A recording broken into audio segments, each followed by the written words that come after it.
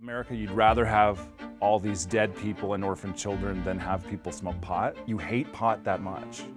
I mean, I think that one of the things that we're always sort of forgetting is that when we very cavalierly say 120 people overdosed today from opiate use, like we forget that that's 120 families in crisis in perpetuity. Like, these people are somebody.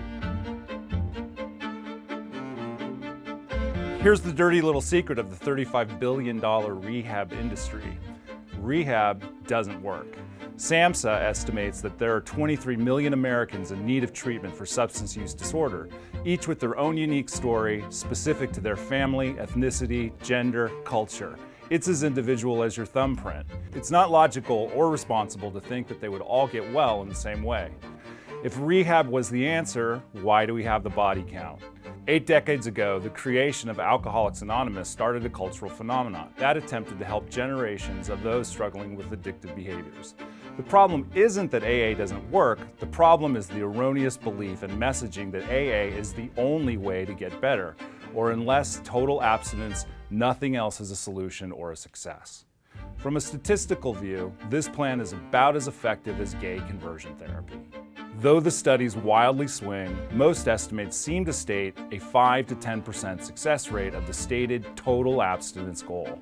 Abstinence is a great idea, and it may be the best option for some, but it isn't realistic for all people in need. So if rehab hasn't worked and abstinence seems unrealistic, studies have shown that cannabis may be the best solution for some people.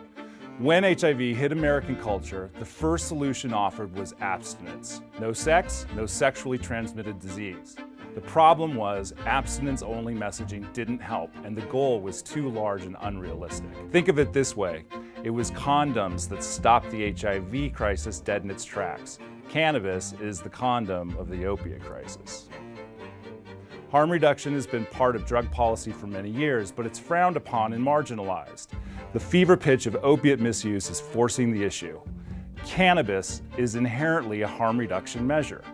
To eliminate self-harming drug use for limited risk cannabis use manages the risk by 99.9%.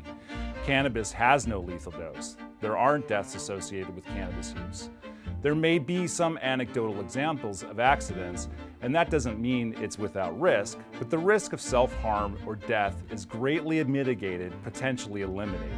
Separate from the potential medical applications and value of cannabis, it's the safest form of intoxication. According to a recent study by the Journal of American Medical Association, states with safe, legal, and accessible cannabis have 25% fewer overdose deaths than states without. That's a big number. So if rehab hasn't worked and abstinence seems unrealistic, cannabis may be the best solution for some people.